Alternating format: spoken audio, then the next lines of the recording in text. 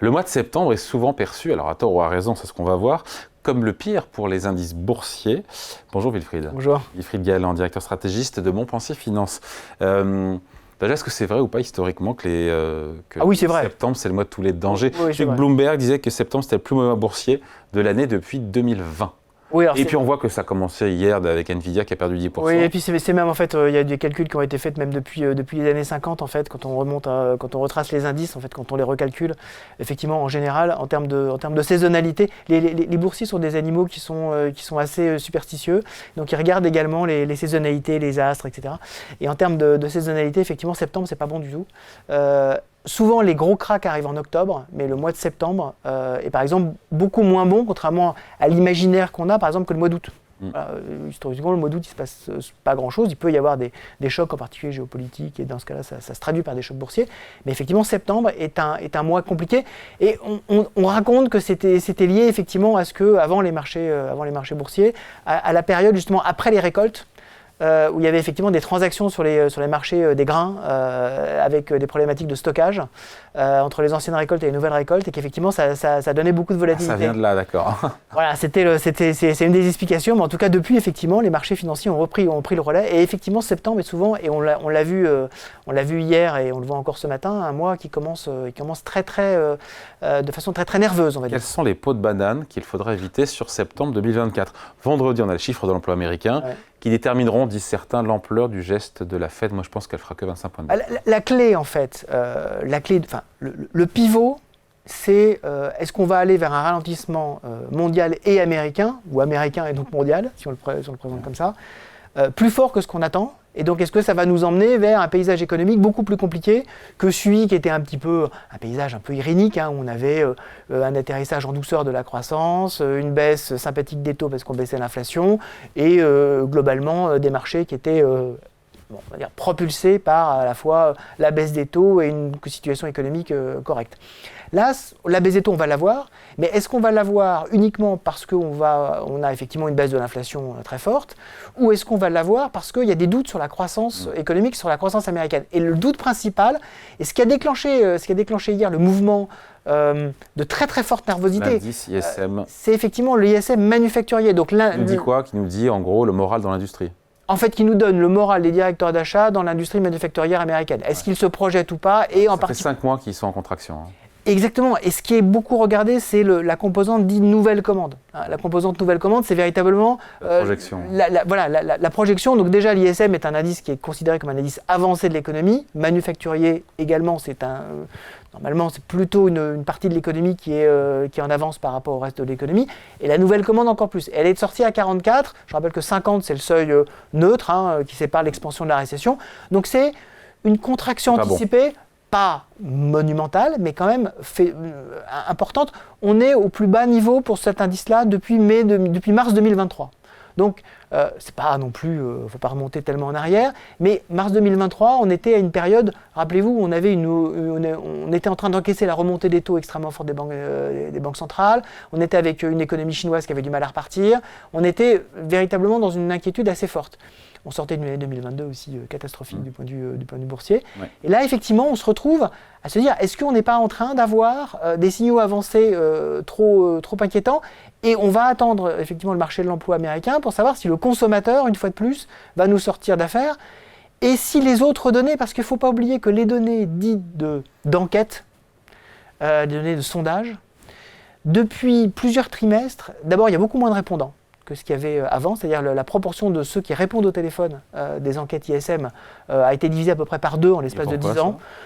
Parce que en fait, il y a moins de disponibilité. Ce sont des enquêtes qui sont souvent faites sur les téléphones fixes et beaucoup de gens en fait ne répondent plus à des téléphones fixes.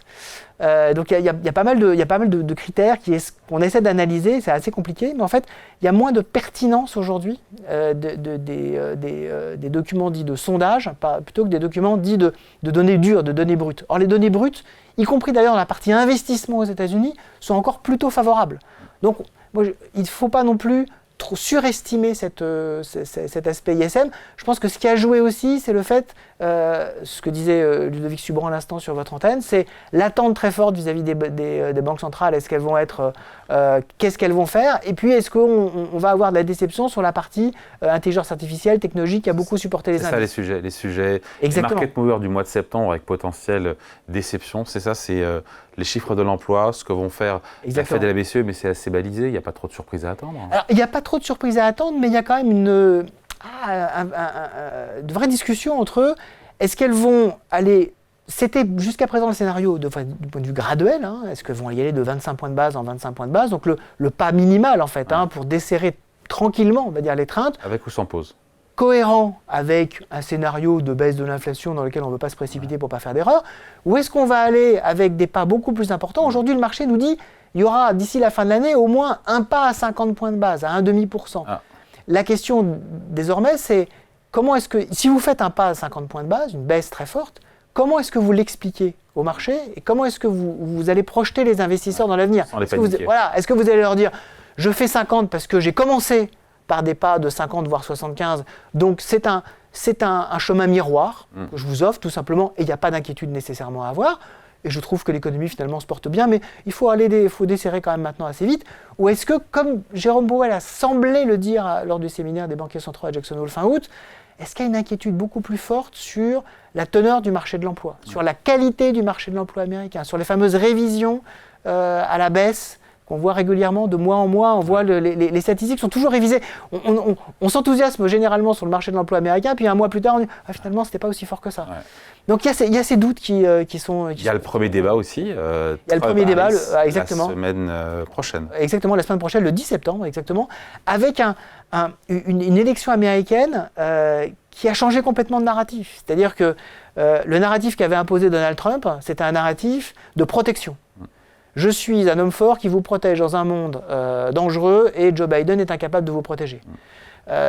Kamala Harris donne un peu plus d'élan, mais il y a peut-être un peu plus de stress là-dessus, avec un tout nouveau narratif. Est-ce que vous voulez aller de l'avant avec moi ou revenir en arrière avec lui? Mais aller de l'avant pour les Américains, c'est aussi un acte de foi qui sont, par exemple, dans la Rust Belt, la fameuse Wisconsin, Michigan, Pennsylvanie. C'est peut-être un peu effrayant d'aller de l'avant. Ils aimeraient bien revenir dans les années 50, 60, 70 où tout allait très bien. Et donc, là aussi, il y a beaucoup d'inquiétudes sur comment est-ce que le débat va se dérouler, comment est-ce que les politiques économiques aussi vont être annoncées. On sait que Kamala Harris veut monter beaucoup plus les impôts, beaucoup plus les taxes, beaucoup plus la régulation aussi que Donald Trump. D'un point de vue strictement marché, et je parle vraiment d'un point de vue strictement marché, les investisseurs, Donald Trump, ça leur va très bien. Kamala Harris, c'est un peu plus inquiétant. Or, c'est plutôt elle qui a la dynamique dans les sondages. C'est plutôt elle qui a la dynamique aujourd'hui positive. Ça peut encore se renverser, c'est évidemment c'est très serré. Mais on n'est plus dans une situation où les marchés disaient de toute façon, on va avoir un soutien budgétaire, un soutien en termes de réglementation très fort parce que Donald Trump va passer et le reste, la géopolitique, le social, c'est pas notre problème. Nous, on va gagner beaucoup d'argent. Là, peut-être qu'il y aura plus de certitude d'un point de vue géopolitique et équilibre du monde, je le souhaite. En tout cas, d'un point de vue économique, il y aura peut-être plus d'incertitudes aux États-Unis. Ça aussi, ça compte. Donc on se dit attention danger sur ce mois de septembre. On a parlé d'NVIDIA, mais NVIDIA, il n'y a pas de résultats, il n'y a pas de publication à attendre, puisqu'on les a eus là. Exactement. Je pense que sur NVIDIA, c'est essentiellement la dynamique de l'intelligence artificielle en termes de calendrier. C'est-à-dire, tout le monde est persuadé, tout le monde sait aujourd'hui qu'il y a de véritables revenus et de véritables bénéfices à attendre de l'intelligence artificielle. Le problème, David, c'est que on a énormément d'investissements. Et à chaque fois qu'il y a des résultats qui sont annoncés, en contrepartie, il y a énormément d'investissements qui sont annoncés aussi. Et la crainte des investisseurs, c'est toujours la même chose. C'est, je vois bien que je vais gagner de l'argent, mais est-ce que, compte tenu de l'incertitude sur les taux d'intérêt, donc le prix du temps que j'ai devant moi, est-ce que, compte tenu de cette incertitude-là, je vais l'avoir, cet argent, suffisamment tôt par rapport à mes objectifs?